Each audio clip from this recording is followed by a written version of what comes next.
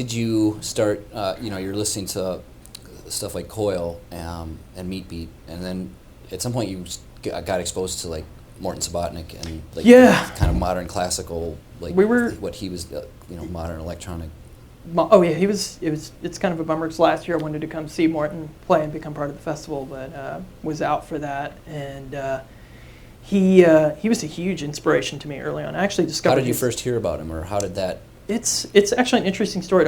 It kind of goes back to the analog thing. When I was buying all these synthesizers back in the day and going to these pawn shops, I bought this one synth called an Oberheim expander. I don't know if you guys remember Tom Oberheim. He's made a lot of stuff. Well, I bought this synth that wasn't working. One of the screen displays was out, and I was like, I gotta find somebody that can help me repair this keyboard. So I looked up in the in of course my analog synthesizer handbook, which was like the Bible, and I was like, look, analog synth repairs, Tim Adams in Atlanta, Georgia. I give him a call. He's right in the area, so I gave him a ring, and he was kind of an odd guy at first. He's like, what's your name? I'm like, oh, Richard. He's like, oh, what keyboard do you have? It's like, I have an Oberheim expander. And he was an sequential circuits Oberheim tech. So he would work on repair keyboards that would get damaged or restoration and stuff like that. And he's like, okay, bring it on in. We'll take a look at it. So I met with him. First day, we hit it right off. We've become really great friends.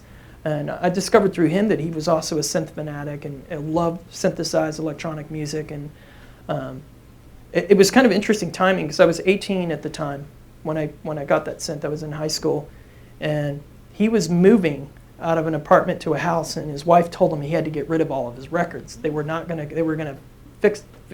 to have kids, and you couldn't have all these records. So Tim was like, hey, do you want all my old records? And I'm like, okay, sure. And I really didn't know what to expect, right? So I remember going to his house, really excited, because I was buying a lot of records at the time. I was like, oh, what could it possibly be? I get there, and I was like, maybe he's going to be listening to like crazy industrial stuff like me, because I thought. And then I get there, and I pull out this first crate, and I see I was like, Kraftwerk. And I was like, I kept on going through, and he had like all these Kraftwerk records, and I pull out, I was like, Herbie Hancock? And I was like, looked at Herbie Hancock's record, and I'd see I remember it was, what was the name of the record? I had a picture with no, it wasn't Rocket. Was it Sunlight? Have you seen the red one where he's got all the gear? He's got the Oberheim 4-voice and he had a ARP 2600. And I was like, oh, wow, look, he's got this. He's using the same keyboard. And he had Sextant and all the early Herbie Hancock stuff. And I mean, it was so hardcore to get all this stuff at one time when I was 18 years old. It was like the full scope of like getting an amazing record collection at one time. And within that record collection was Morton Subotnick stuff.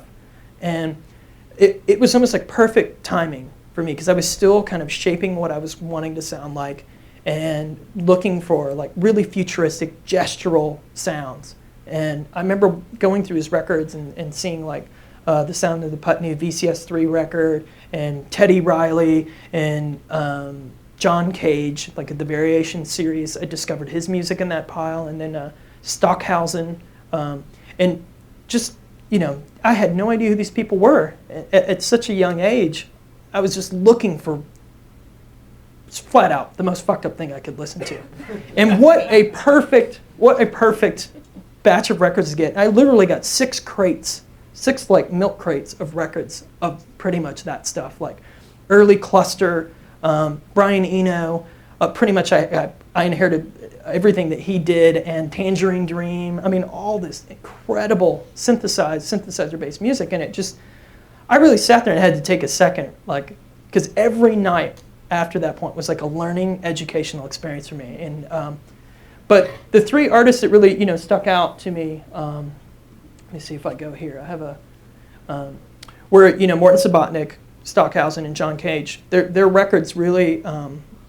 I don't know how to describe it. I really, really heard, out of all the other stuff I was listening to at the time, I was really hearing some really innovative things compositionally done with what they were doing. And I felt at that time, as becoming an artist, that I felt like I needed to study what they were doing even more intently than what I was doing with all the industrial stuff, because I was hearing things that I couldn't explain at that point. I was like, wait a minute.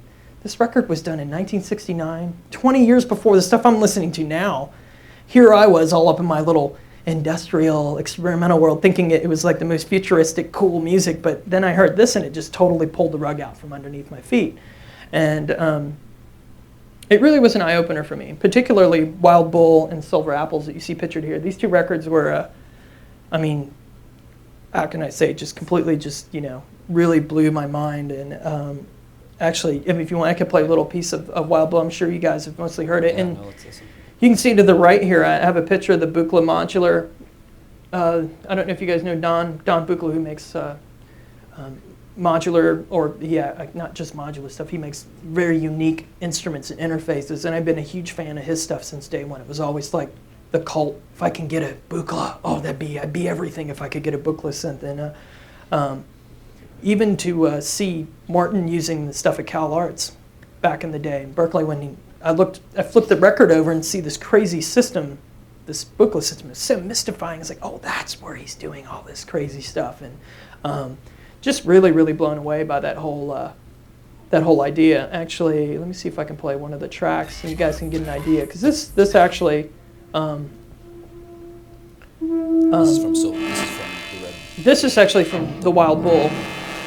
I was really drawn to like the timbres that he was getting, not only the actual sounds and the way he was manipulating, but it was just like I said, I always like using the word gestural. It was the first time where there was nothing that was completely free form and very organic. There was no meter. You know, if you listen to this, it doesn't sound like there's a clock sequencer playing. Everything's just drifting and coming in, almost like organisms growing and decaying and stuff. And even the sound and the waves of the timbre, it was totally unique for me at that point, such a young age. It really changed the course for what I was going to do. I knew that what I wanted to do at that point was somehow incorporate what I was hearing with these composers into what I was doing in a more dance, beat, fragmented format.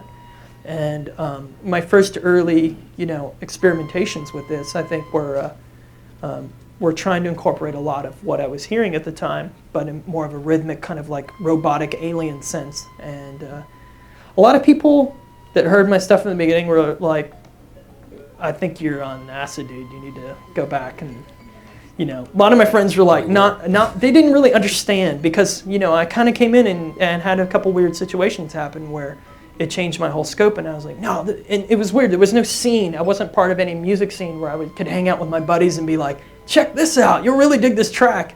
And I'd play it for my girlfriend and she'd be like, okay, Rich. I think you need to chill off the drugs for a little while,